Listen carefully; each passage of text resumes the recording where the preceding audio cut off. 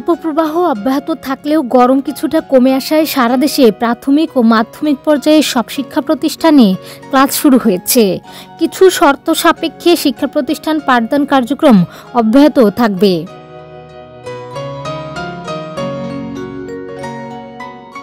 তাপপ্রবাহের ছুটি শেষে রোববার খুলেছে দেশের সব মাধ্যমিক স্কুল, কলেজ, মাদ্রাসা ও কারিগরি শিক্ষা প্রতিষ্ঠান। এদিন সকালে দেখা গেছে তাপপ্রবাহ কিছুটা কমে আসায় শিক্ষার্থীদের উপস্থিতি বেড়েছে।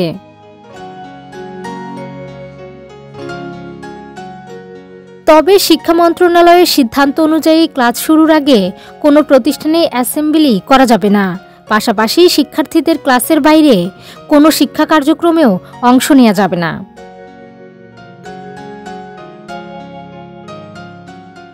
এর আগে শনিবার সন্ধ্যায় শিক্ষা মন্ত্রণালয়ের এক বিজ্ঞপ্তিতে বলা হয়, মাধ্যমিক ও উচ্চশিক্ষা বিভাগ, শিক্ষা মন্ত্রণালয় কর্তৃক 25 এপ্রিলে প্রকাশিত প্রজ্ঞাপনের শর্তাদি পালন সাপেক্ষে রোববার থেকে দেশের সব মাধ্যমিক স্কুল, কলেজ, মাদ্রাসা ও কারিগরি শিক্ষা প্রতিষ্ঠানে পাঠদান কার্যক্রম অব্যাহত থাকবে।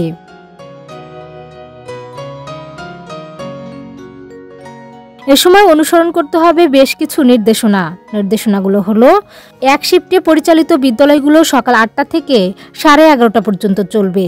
2 শিফটে পরিচালিত বিদ্যালয়ে প্রথম শিফট সকাল 8টা থেকে 9:30 ও দ্বিতীয় শিফট 9:45 থেকে 11টা পর্যন্ত চলবে।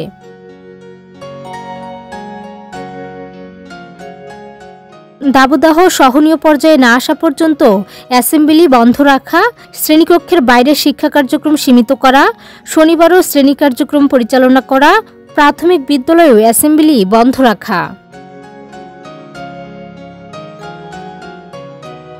এছাড়া প্রজ্ঞাপন অনুযায়ী তাপপ্রবাহ ও অন্যান্য কারণে শ্রেণী কার্যক্রম বন্ধ থাকার ফলে যে শিক্ষণ ঘাটতি তৈরি হয়েছে তা পূরণ এবং নতুন শিক্ষাক্রম অনুযায়ী শিক্ষণ ফল অর্জনের জন্য পরবর্তী নির্দেশনা না দেওয়া পর্যন্ত শনিবারও শ্রেণী কার্যক্রম চলবে।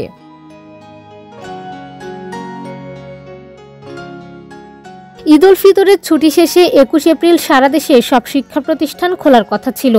তবে 20 এপ্রিলে তীব্র তাপপ্রবাহের কারণে প্রাথমিক ও গণশিক্ষা মন্ত্রণালয় এবং শিক্ষা মন্ত্রণালয়ের অধীন সব স্কুল, কলেজ, মাদ্রাসা ও কারিগরি শিক্ষা প্রতিষ্ঠান ছুটি ঘোষণা করা হয়। ডেস্ক রিপোর্ট, প্রতিদিনের বাংলাদেশ।